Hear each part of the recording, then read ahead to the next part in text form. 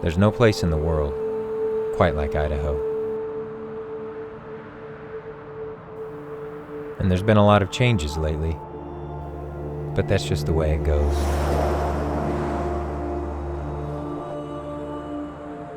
Although there is one change on the horizon that would change Idaho forever.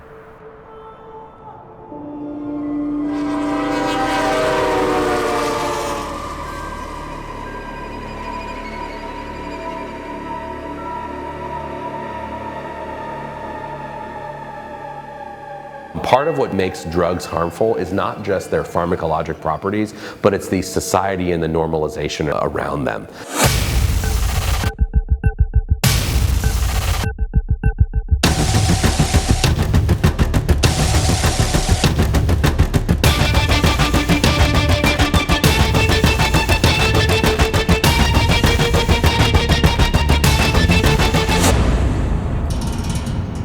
We're pushing ourselves to an era of normalization of marijuana that we've never seen before.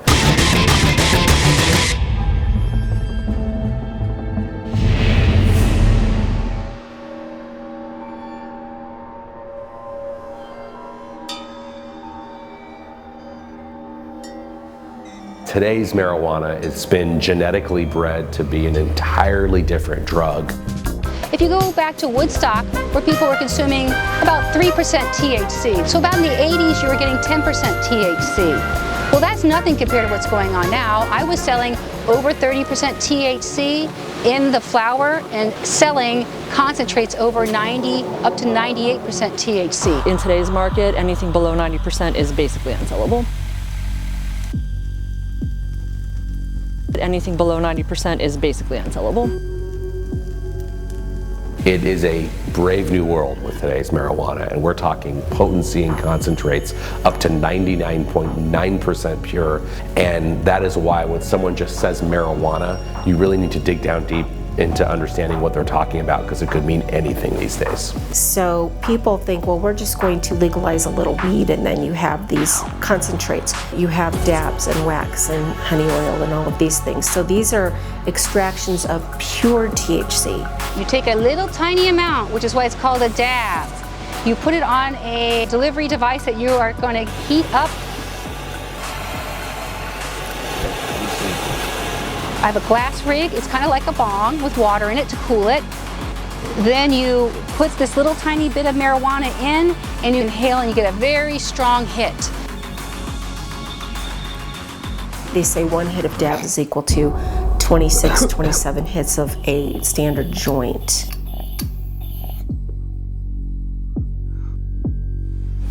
Cannabis contains cannabinoids, about 85 of them.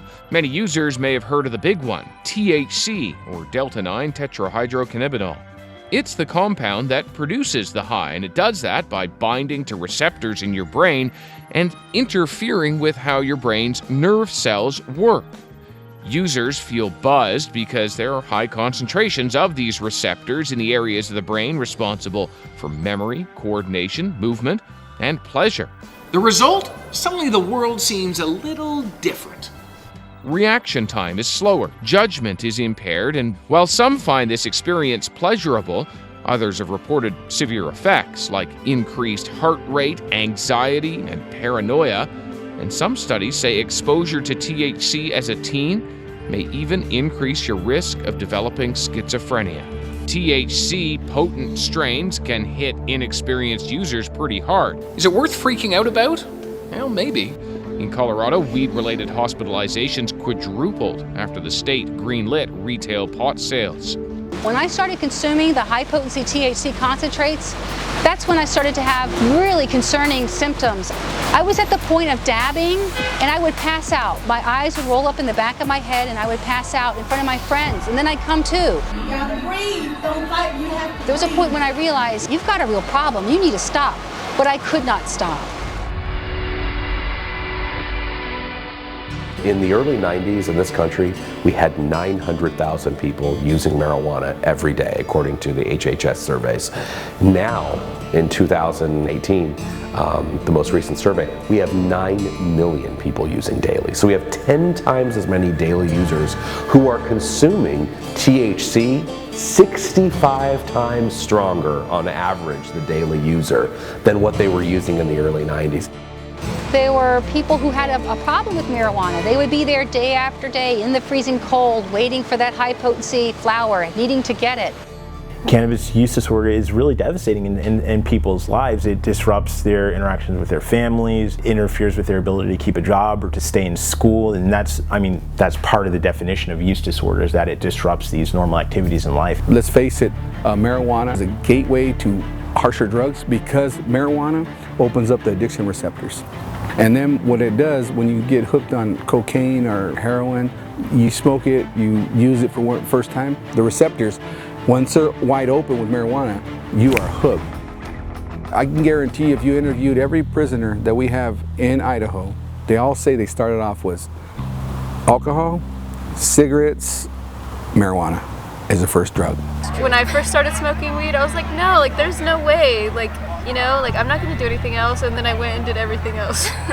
But it stopped me from like doing anything, and I like failed my freshman year because of it. In my own family, my little sister has never ever recovered from addiction to opiates and marijuana and whatever she can get her hands on, and that's really sad. And the reason she does it still to this day is because she can, because the system is set up to support her in her addiction, not in her treatment, not in intervention, in her addiction.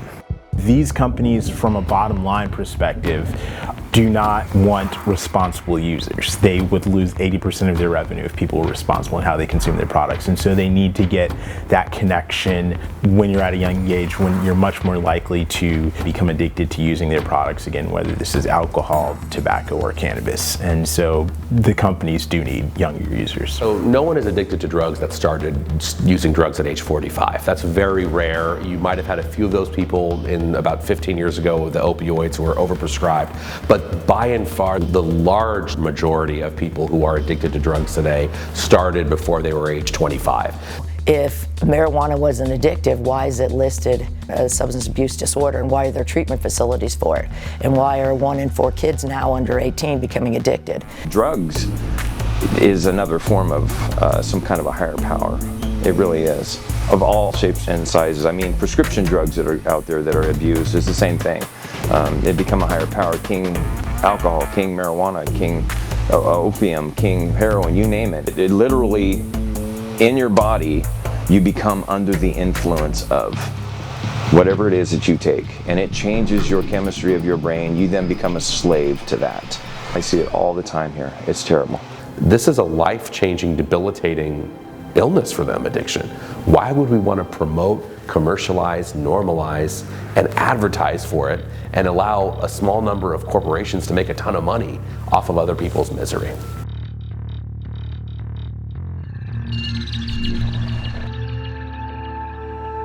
I really believed in marijuana before I even went to work in the dispensary. It was something that I thought it really helped my mind. I thought it decreased my stress.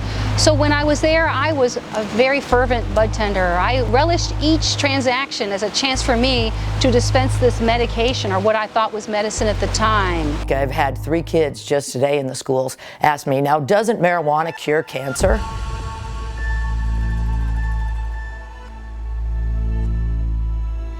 The public doesn't have any knowledge, but what they see is a full-page newspaper ad about how it's going to cure things.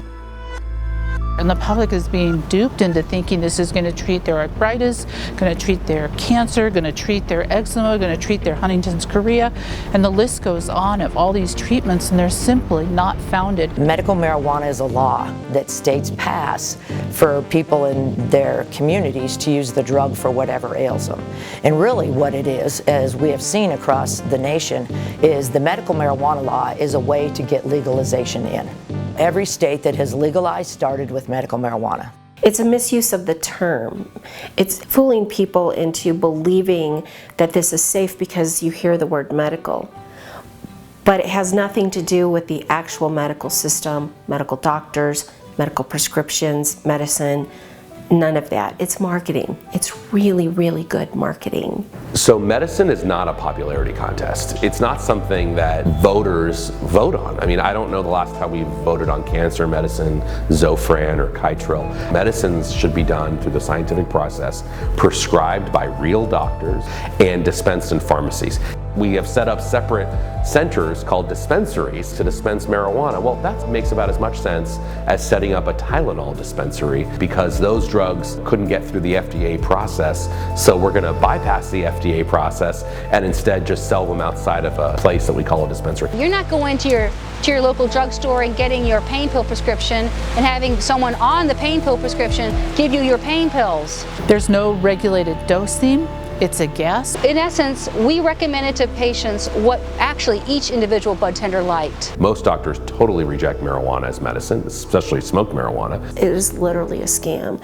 You can talk to any physician on the planet who will not engage in the medical marijuana scheme, and they will say, we have better medicines for all of these things. For kids with seizures, there's a medication there. Let's run it through the tried and true process that we have to protect people and do it as safe as we possibly can. But this free-for-all over here is inappropriate, it's dangerous, it's too risky, and it is causing harm. You know, as scientists, we're all about collecting data and understanding the truth of what's going on.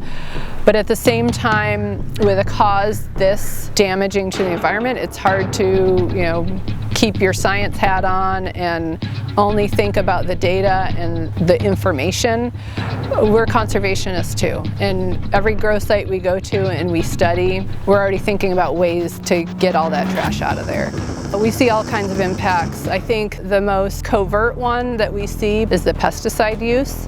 What the growers will do is use the most highly toxic pesticides that really exist. A quarter teaspoon of this pesticide could kill an adult black bear. And that's exactly what it does. And there's bears going into these illegal grows, getting into this poison and dying. I mean, dead wildlife all over the place. The growers are living out there for many months at a time, so when they want fresh meat, they might just poach something. We find all kinds of dead deer. We've even found dead bighorn sheep at grows. Last year, one parcel, we found 40 dead deer that were just hanging there. And this is July, well before deer season. There's fawns in the freezer. I mean, they just kill everything out there. And when I see these species being impacted like this, it still definitely tears me apart every time I see it. The water theft is egregious. The average trespass cultivation site steals 2 to 3 million gallons of water a year. This water usually comes from headwater streams that are cold refugia for a lot of our threatened Chinook salmon, steelhead trout, and coho salmon. When it rains, it comes down the river and settles in the river or blows out to the ocean, but you're still pumping the water full of nutrients and it just sits there, and then the algae just explodes. You can see nothing but green. It looks like a carpet all the way across. Fish get gill rot, all kinds of stuff. Makes dogs sick. We lost our fishing industry, and then now we're losing salmon. I mean, the tribes are fighting nonstop for that. This year we were supposed to have a large salmon run, and it didn't show up. I wouldn't eat a fish out of this river. And this is one of the best fishing rivers in the state of California. Growing up, you could drink out of that river. I wouldn't do it now. A lot of people around here live here because of the things that are available to them, like hunting and fishing, and they love being outdoors. And a lot of that has changed just because of all of the trespass grows. They're typically ran by the cartel. So you have grandparents taking out their grandkids, trying to get them into hunting, who their whole life, even when they were kids, hunted up there. They won't go there anymore.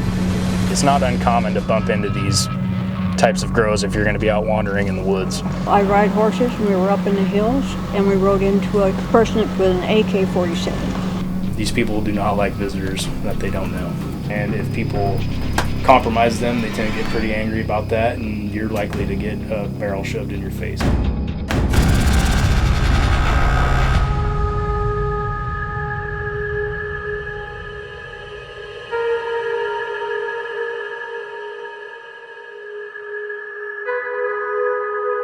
I see people who will drink like 3 or 4 beers and whatnot and can't not drive home. They're not able to drive home, you know, just a lightweight can't drive home on 3 or 4 beers.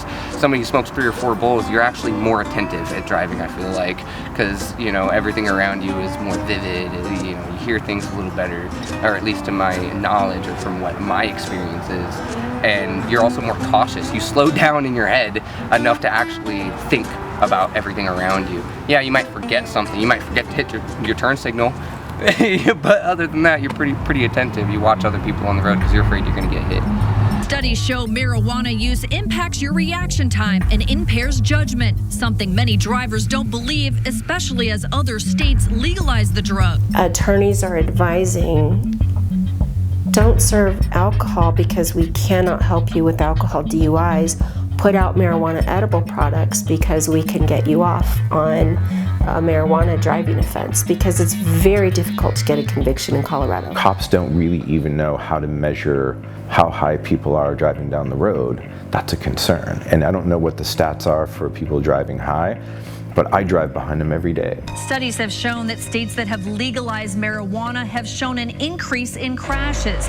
This Colorado report shows that marijuana-related traffic crashes increased 66% since the state legalized recreational marijuana. And there's never been a day that I haven't driven home with my window down in my car that I didn't smell marijuana coming from a vehicle somewhere in front of me.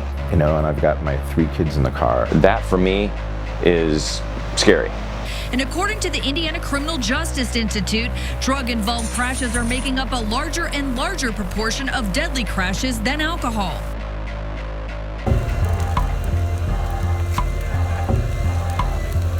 We found, particularly with Colorado and especially in a lot of the rural areas, is that the black market has really increased because people come to isolated areas like this and they are producing marijuana and other marijuana products solely for criminal enterprise. Every state has seen a huge increase in the black market.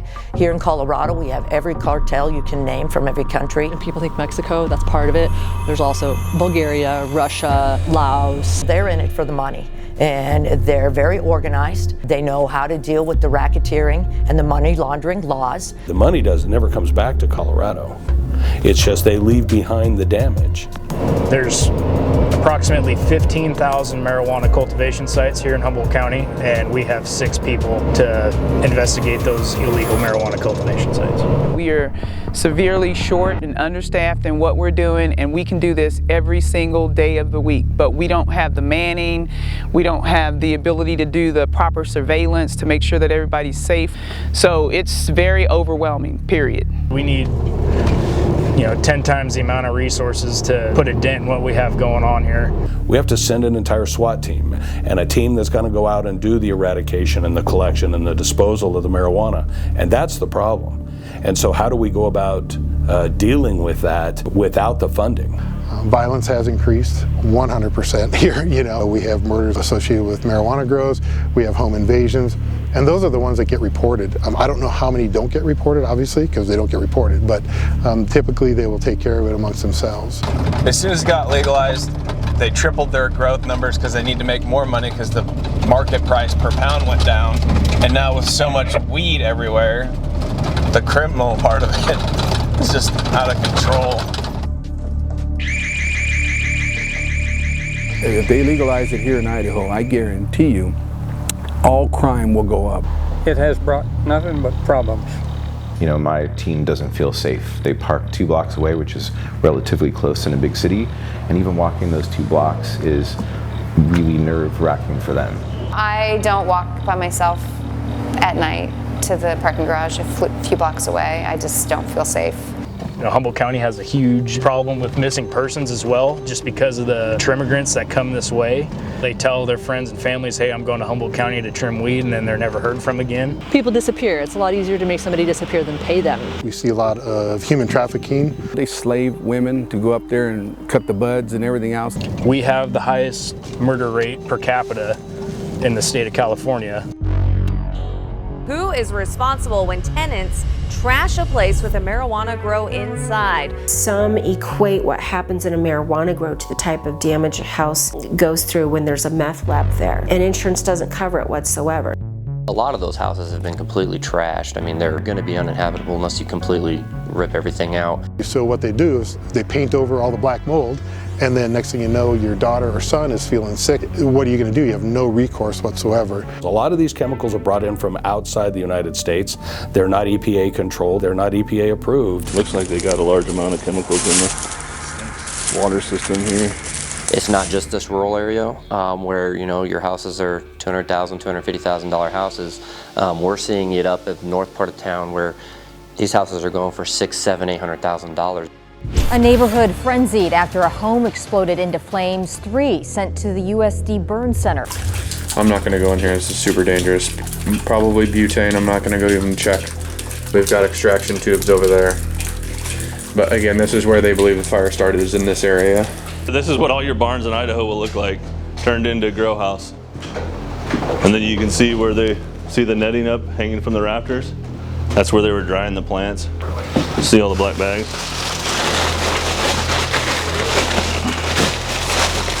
It's all marijuana shake. It's what they trim off of the plants. Take this, they put it in a butane honey oil system, and then you get BHO. Marijuana is loaded into these collection beakers. Butanes ran through the collection beaker and it strips all the THC off of the marijuana, and all of your THC is being collected in this huge collection tank. But it's the illegal manufacturing of the drug that can have explosive results.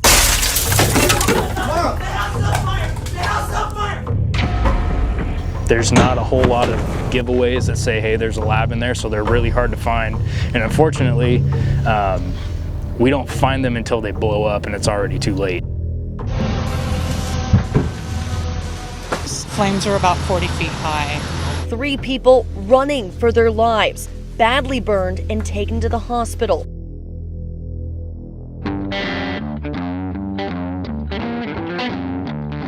Colorado has more pot shops than Starbucks and McDonald's combined. If we walk out the door of my house right now, the first store that we're gonna get to is a liquor store. And if we get to a convenience store, it'll be so plastered with advertisements for alcohol, tobacco, and the lottery, you're not even gonna be able to see inside the windows of that store. Why would we want to add another drug industry that will disproportionately target communities of colors? I think a lot of people vote for legalization because they're concerned about social justice to an extent, and they believe that voting for legalization will help with that. Arrests of minority youth increased according to the best available data that we have after legalization. And we're going to allow individuals to come in that are financed by the drug industry, put together a political campaign, tell people a bunch of lies. Oh, well, aren't you tired of young black men, getting arrested for marijuana? You have a chance to stop this. And certainly people are compassionate. We don't want to be a government, that incarcerates our citizens, for any and every offense. And certainly we want to look for constructive ways to reduce our incarceration rates. But lying to people, they lied to the citizens. Most citizens thought that they were doing something good by decriminalizing marijuana. No, you legalized it. And so it's essentially tricking voters, many of whom go into the ballot box thinking, oh, I'm not in favor of legalization. I don't want to see kids smoking marijuana. I don't want to see advertisement. But if my aunt needs marijuana, I don't want her to go to jail. And again, it's a brilliant PR move, because the reality is what happens with medical marijuana initiatives is that's the first step. Then the next step is the legalization of marijuana. And by the way, the next step after that is the legalization of psychedelics and other drugs. We become the drug capital of the world. The city and county of Denver voted to decriminalize mushrooms, which means they're no longer a felony. So you can have a certain amount of them and it's just a misdemeanor. Our governor also passed a law and decriminalized coke, meth, and heroin. And so people can have up to 4 grams of it now. It's supposed to be considered medicinal. Well, people use cocaine medicinally and they need that and they can't find anything else and they don't want to be on big bad opioids or whatever have you. And we are allowing ourselves to be numbed to that argument so that when that comes along, we're confused and we buy into it and go, well, if this is working so well for these people, then those people must need that. And it's all for those who are making profit to lull us into a sense of feeling good about it and to buy into it to feed their bank accounts. More marijuana makes the opioid crisis worse, not better.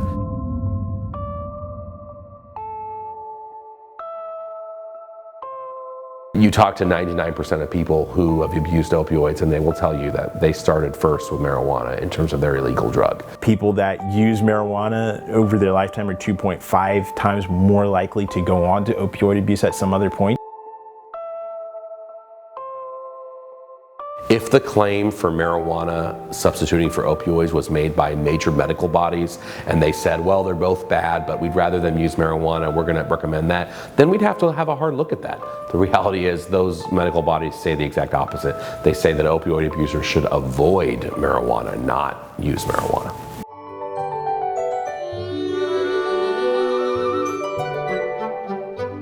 Now that we've made smoking uncool, because people don't like to smoke cigarettes anymore, we've now given them the alternative delivery system, a vaporizer, which is electronic, it's flashy, it's concentrated with super high concentrated THC. It's a lot cooler than that old cigarette that might have represented mom and dad's days.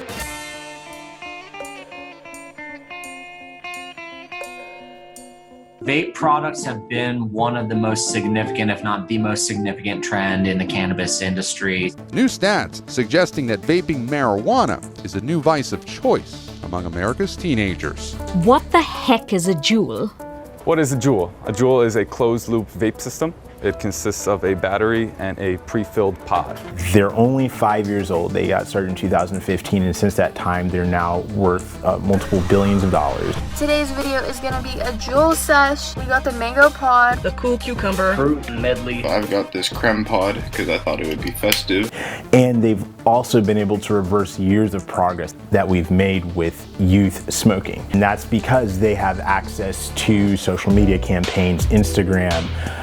There was, an expose that they had young influencers that were marketing their products, even though, again, this is only supposed to be for adults. The new study out this morning reveals the number of teenagers vaping marijuana rose dramatically in the past year, with the percentage among high school seniors nearly doubling. And if people are really paying attention in the news, you have people that are vaping and dying, sometimes within months. What is on a label may not actually be what the product is. You can have THC with pesticides and heavy metals in it.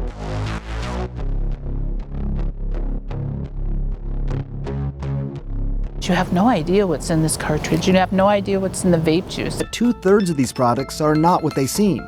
Some have THC, some have other things. You can have it in the propylene glycol. You can have the terpenes added. By the way, these terpenes give it flavor. Well, they like to add that now into the vape cartridge to make it taste better. Well, now they're making synthetic terpenes from China. Is anyone monitoring this? There's no agency that I know of that regulates this. You can go to the kiosk in the mall and buy vape juice, but you don't have any idea where it's made, what's in it. According to the CDC, nearly 80% of people reported using vape products containing THC, whereas just 16% reported using nicotine-only vape products. So people like these because they're kind of indiscreet, they don't give off much of an odor, they're just concealed. So people like that. I think it'd be very hard to keep track of this. If you can have a vape device built into a sweatshirt or into a watch or USB port or actually a pen. It's a pen that writes and it's a pen that you can toke on. My feeling is it's clearly meant to attract children. If it wasn't being marketed for kids, they wouldn't make vaping in flavors. They wouldn't make marijuana edibles to look like candy. How often do you see adults walking around eating gummy bears? Packaged in ways which don't look like drugs at all. We know that edibles are associated with a 30-fold increased risk of actually ending up in an emergency department. It's because we're in this total environment of normalization. It reminds me of where we were in this country with tobacco in the 1950s. And I think that just like we are with tobacco today, we're saying, what were they thinking? I think in 50 years from now, we're going to say about now, we're going to say what were they thinking. You know, marijuana gummy bears, candies, lollipops, pushing it for every kind of illness under the sun when there's absolutely no evidence for 99.9% of what they're pushing. Keep that marijuana money in Idaho. Idaho grown, Idaho sold, Idaho taxed. This idea of tax revenue from cannabis is going to significantly help our states. It's a very nice concept. I'll admit that. The tax draw for marijuana purchases in California is not going as expected. We've heard this line before with the lottery. Even alcohol and tobacco are heavily taxed. Tax revenues were supposed to be kind of the knight in shining armor on the issue. The money that you think is going to come in from taxes, it won't be there. We know that because it hasn't worked in any other state. No state has brought in more than 1% of their budget from taxing cannabis. If you look at alcohol and tobacco, for every dollar in tax revenue we spend between $10 and $15 at least in lost social costs. So it wouldn't be any different for marijuana. If we push up the number of users, you're going to have more costs. Unless you plan on giving every dime of tax money from marijuana to public safety, you're not going to survive this. Has it really made a difference? Like, what's the cost of now cleaning up the disaster that's created by this sort of unchecked lawlessness? It really is unchecked lawlessness. The county's raising taxes on everything just to try to keep up our roads and all the services that the county provides to these people, but we have no money. Every town that you drive around in Humboldt County, there's tons of empty businesses, people are leaving. Marijuana has definitely been a huge factor of us losing a lot of people. One of the arguments that they had was, this is going to generate so much money for the state, and we're going to put it towards schools. Since legalization in states like Colorado, they had their first teacher protests in over 25 years because of funding for schools. So, and they've sold a lot of marijuana there, but it's not paying for the schools. It's not paying for the things that they thought it was going to pay for. So you talk to superintendents of some of the state's largest school districts, and they say that they haven't seen a dime of it. There'll be some program thrown here and there. We just put in a new playground. Is that really worth all of the costs that are coming with it? I don't think so. Marijuana is billed as a harmless recreational drug and often gets rave reviews for its role as a pain reliever. And there's a new study that links the plant to a serious mental health problem. Sadly, the younger you use, the more you use, the more likely you are to have psychosis. Can marijuana cause psychosis? This is happening to more people. They just don't see it. They don't see it because they are on the product. It's a lot easier to just label people as having their genes have mental problems, or you yourself have mental problems. What about the fact that you have a mind-altering drug that you're putting into your body?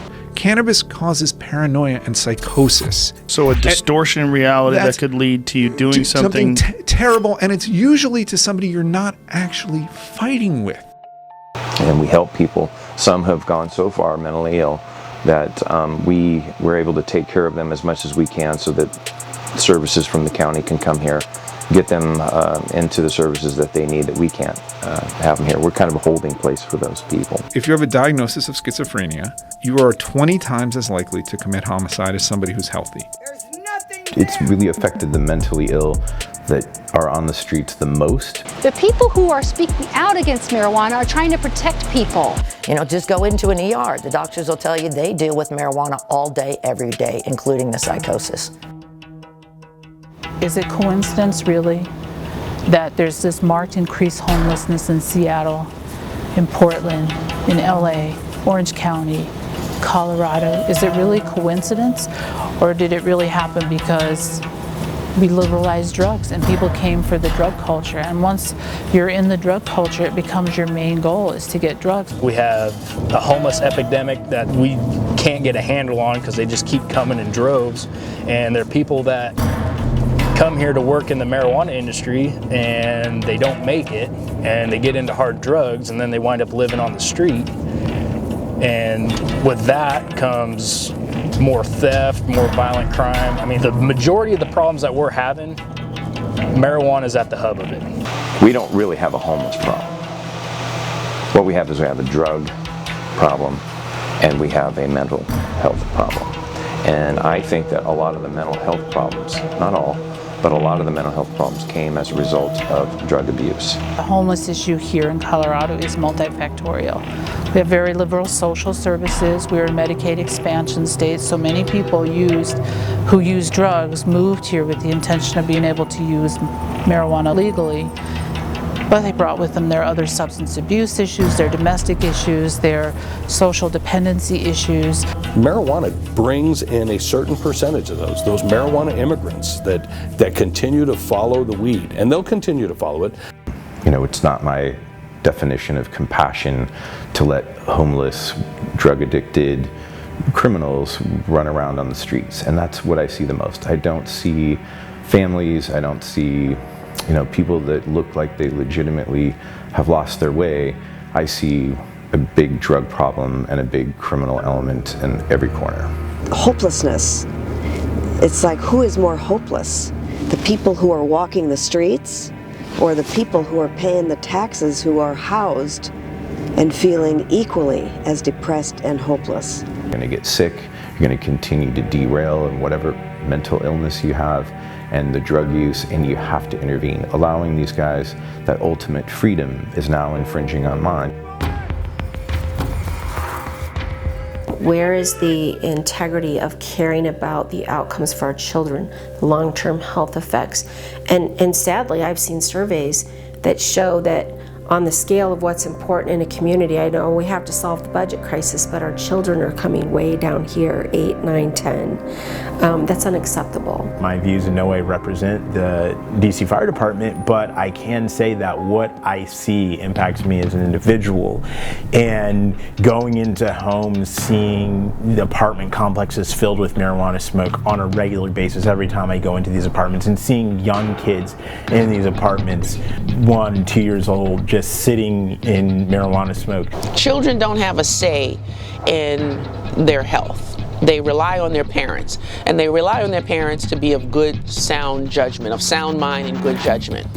And if your parents are getting high, you're not even likely to go to school every day. What it should be all about is the health and safety of our kids, because they're our future. We're 43 in the nation in high school graduations, and we're #1 in pot use. We're #1 in vaping. We're #3 in abuse of all illicit drugs, and we're #9 in suicide. That good for your kids? We're losing them daily. When something's this easily accessible, then we're not going to think twice about it. When something is legal, the implication is it's okay. My kids also tell me about how hard it was to not do marijuana living in California. And in my math class last year, some kid hit a dab, like in class, when my teacher was turned around. We're giving too much credit to people just because they're adults, that they would also be responsible. I smoke weed pretty much every day, multiple times a day, like breakfast, lunch, and dinner. My mom and I smoke plenty of weed together. And I see kids who are 10, 11, who are using, and no one enforces that unless the parents are enforcing it, and the parents are sometimes their supply. I feel like it's robbing my kids of a certain level of innocence that they deserve. They deserve to go through middle school and have their biggest concern be, seeing the boy they like in the hallway, not, coming up against drugs and pressure to take drugs. Especially the kid that passed away in our middle school. That was just heartbreaking. And I think, the parents that think that this is okay, I would just challenge them to really look at the data. Don't just look at, oh, I did a little marijuana when I was young. Really look a little deeper, really look at what's happening with these kids, because it really opens the door to so many other bad things. I think a lot of parents have trouble talking to their children because they in fact are marijuana users or have used it, so they don't want to come down hard. A lot of parents say, I can't really go there, it's just marijuana, they'll figure it out. But the problem is they don't understand the high potency THC. I'm not going to be a hypocrite and say I haven't tried it. I actually have, and the challenge is it's not the same. I think people get a perception of, well, our kids wouldn't do that. You want to bet? It's every social economic group that you can imagine, unless there's a household where the parents are accepting and joining in, and there's plenty of that too. Those of us who are opposed to marijuana didn't expect it to pass. The wool got pulled over people's eyes. I considered myself to be, fairly conservative in my thinking, never used drugs, and I thought, I've had family members die of cancer. I've had a couple of family members die of AIDS. And I know these things are so painful. And if you can ease someone's suffering at end of life, why would we not do that? And I voted for medical marijuana. I thought, we have to do this for people. What kind of good people are we if we don't care about others, right? So I voted for it. It's typical of the marijuana industry to use really unique cases involving children to help justify the more widespread use of marijuana. I mean, that really tugs at people's heartstrings. So we bring in, a great-grandmother in a wheelchair who's on oxygen, and she's in so much pain that she has to have this marijuana. And then we have children with seizures, which we are also compassionate for those families trying to make very difficult choices, but it is absolutely criminal, in my opinion, to exploit them for a political group to get something that they want, a for-profit group to get what they want, get their way. And I have been in the room with so many lawmakers who say, I won't get reelected if I don't do this for these children. They'll skewer me. I'll never see another dime in a campaign because I'll be the guy who voted against the children and the grandmas. So your lawmakers immediately go, okay, well that changes the game entirely.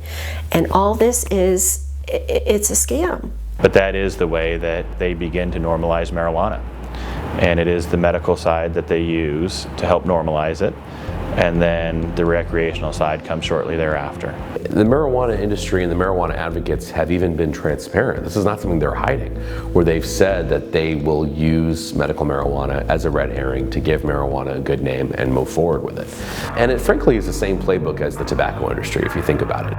In the mid-1800s, late 1800s, with the invention of the cigarette, there was a movement for medical tobacco.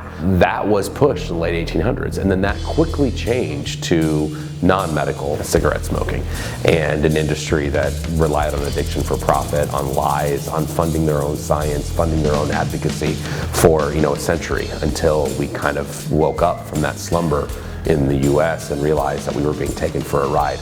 The same thing's happening with marijuana today. Winston tastes good like a cigarette should. I believe nicotine is not addictive, yes. Mr. Johnston. Congressman, cigarettes and nicotine clearly do not meet the classic definitions of addiction. I don't believe that nicotine or our products are addictive.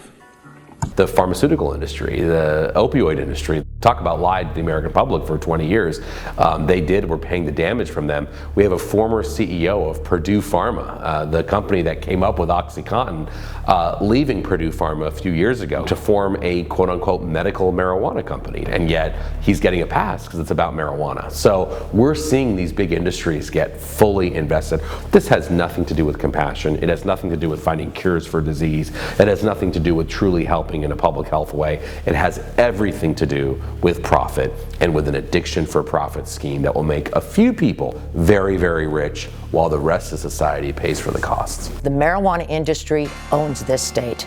They have financially influenced everyone that makes a decision. And so what does the marijuana industry do? They hold up Colorado. And what do our legislators say? Oh, it's not a problem. Like our governor, no, it's not a problem here in Colorado. Everything's just fine. It's not because the impact in communities has been so wonderful. It's because the impact in some people's pocketbooks has been so wonderful. Well, I think there's a love for money.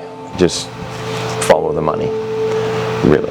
People have a right to be safe, and they expect their government to enact reasonable policies to protect our life and liberty and safety. I know people who vote for this at every turn and say, I hate it. I don't agree with it. I've never used it, I never will, but I won't get reelected unless I vote for all of it. So I do. And I said, does that make you bought and paid for? She said to me, it does, but I don't have a problem with that. So who do you want to be? What do you want your community to look like for your kids and your grandkids? Are you willing to just wash your hands of it and say, that's their problem? That's a shame. It is a political issue, and people need to hold their elected officials accountable. It doesn't matter what your partisan views are. It is incumbent upon every legislative body to embrace the rule of law that supports the well-being of citizens. Drug policy, including marijuana, was actually a very bipartisan issue, and it should be a bipartisan issue because addiction knows no boundaries. It doesn't know a political party, it doesn't know gender, it doesn't know age, it doesn't know background or sexual orientation. And for a long time, we actually did listen to the science and understood that when you make drugs more available in a community, that means the community is going to be worse off. At some point in our country, we are going to have to buck the political pressure and say I'm going to do what I know is right rather than what is the popular thing that everyone else is doing. We're not a social experiment. We should not be a social experiment. Don't do it. Don't do it. Marijuana is bad for your state. Marijuana will have long-term negative consequences for your state. Any revenues that you think you will generate because of it are going to be lost to the other costs on enforcement, in emergency room visits. You're not going to make money off of it. Don't have that siren song. Just don't legalize pot. I would say stay as far away from it as you possibly can. Do your research and really look at what's going on. People didn't really understand what they were voting for, and that some of the people that did vote for it, they said, oh my God, I wish I had listened to you. Why are we making that more accessible and more appealing? If you legalize it, you get what you get. Life has deteriorated across the board. We need to really realize what we're going to get into and what the next generation is going to look like in the future. If all the brave legislators that know this isn't the right thing to do, all the brave citizens of Idaho that know this isn't the right thing to do, come up and say something and let your voice be heard, because you will have an impact on somebody else and they will feel brave enough to say something. And I'm so grateful that you all are taking the time, to really talk to people on the ground in the neighborhoods to get a real perspective. If you have a success model in place right now, why are you going to put something in there that is going to disrupt that? I don't do what I do because it's the most popular thing to do, and I'm not trying to win a popularity contest, but what I do want to do is make my actions, my opinions, make them based on science, research, and data, and move forward from those in a way that's best for my community and for public health. As marijuana is being grown in Washington, Oregon, Nevada, California, Colorado, all these states that surround Idaho, there's plenty of marijuana being grown in the western United States right now. So why not be different? Why not have a state that is marijuana free?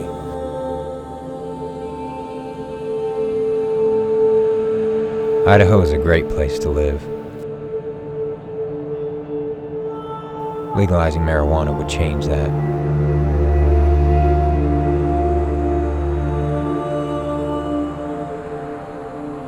Don't be blinded by the smokescreen.